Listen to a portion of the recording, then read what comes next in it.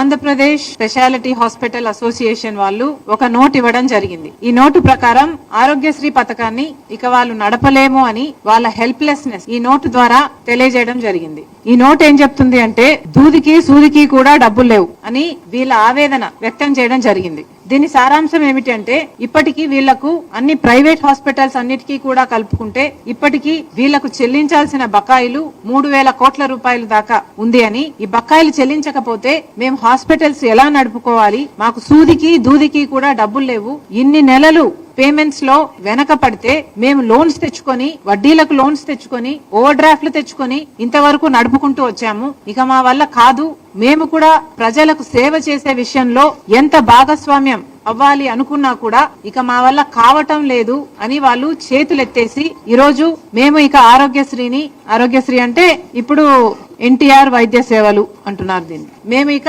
నడపలేము చేయలేము అని వీళ్ళు అల్టిమేటం ఇవ్వడం జరిగింది. అసలు ఆరోగ్యశ్రీ పథకం రాజశేఖర్ రెడ్డి గారి పథకం, కాంగ్రెస్ పార్టీ పథకం. రాజశేఖర్ రెడ్డి గారు ముఖ్యమంత్రిగా 5 సంవత్సరాలుంటే 5 సంవత్సరాలలో రాజశేఖర్ రెడ్డి గారు ఎన్నో అద్భుతమైన పథకాలు చేస్తే ఆరోగ్యశ్రీ అందులో ఒకటి. ఈ ఆరోగ్యశ్రీ పథకం ఆయన డాక్టర్ కాబట్టి రోగులకున్న కష్టాలు, ఆ కుటుంబాలకు ఎదురయ్యే అప్పులు బాధలు అన్ని అర్థం చేసుకున్నవాడు కాబట్టి ఆరోగ్యశ్రీ పథకం ఎంత ముఖ్యమో గ్రహించాడు కాబట్టి తన పాదయాత్రలో ప్రజలకు అప్పులు అవుతున్నాయి అంశాలలో అనారోగ్యం ఒకటని గ్రహించాడు కాబట్టి రాజశేఖర్ రెడ్డి గారు ఆరోగ్యశ్రీ పథకాన్ని ప్రవేశపెట్టడం జరిగింది. ఆరోగ్యశ్రీ పథకం ఒక మన రాష్ట్రంలోనే కాదు ఎన్నో ఇతర రాష్ట్రాలలో కూడా ఇది అద్భుతమైన పథకము అని దీన్ని సర్టిఫై చేస్తూ ఎన్నో పక్క రాష్ట్రాలు కూడా దీన్ని కాపీ చేయడం జరిగింది. ఈ రోజు మన భారతదేశంలో ఆయుష్మాన్ భారత్ అయినా యుఎస్ లాంటి దేశాలైనా ఇలాంటి ఎన్నో ఈ ఆరోగ్యశ్రీ పథకాన్ని కాపీ చేయడం జరిగింది. అలాంటి ఆరోగ్యశ్రీ పథకం ఈ రోజు ఏ స్థితిలో ఉందో, ఎంత దుస్థితి ఉందో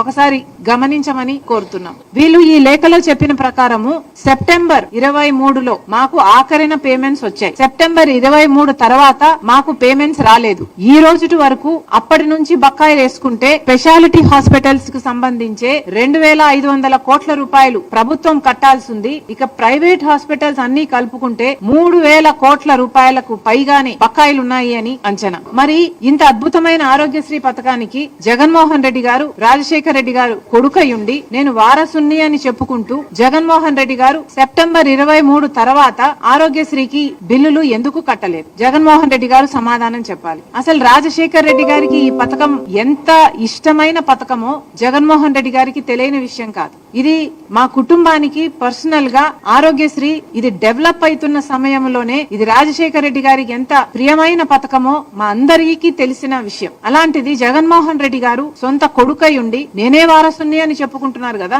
మరి అలాంటప్పుడు రాజశేఖర్ రెడ్డి గారి ఆరోగ్యశ్రీ పథకానికి మీరు బిల్లులు ఎందుకు కట్టలేదో జగన్మోహన్ రెడ్డి గారు సమాధానం చెప్పాలి. సెప్టెంబర్ లో లాస్ట్ లో 2023 సెప్టెంబర్ 3లో 23కు లాస్ట్ బిల్లు వీళ్ళకి అందిందంట. దాని తర్వాత మాకు డబ్బులు అందలేదు, మేము ఎలా నడుపుకోవాలి అని వీళ్ళు అడుగుతున్నారు. ఈ రోజుకి దాదాపు 3,000 కోట్ల రూపాయలు వీళ్లకు అప్పులున్నాయి. మరి ఇప్పుడు చంద్రబాబు గారు ముఖ్యమంత్రిగా ఉన్నారు. చంద్రబాబు గారు ఆరోగ్యశ్రీ పథకానికి డబ్బులు ఎందుకు చెల్లించటం లేదు? ఈ అసోసియేషన్స్ వాళ్ళు మీ దగ్గరికి వచ్చి వాళ్ళ గోడు చెప్పుకొని ఆరోగ్యశ్రీ సీఈఓ దగ్గరికి వెళ్లి మల్టిపుల్ టైమ్స్ మా గోడు చెప్పుకున్నా కూడా మమ్మల్ని అర్థం చేసుకున్న పాపాన పోలేదు. ఎన్నిసార్లు మా నివేదికలు ఇచ్చి మేము అలసిపోయాము.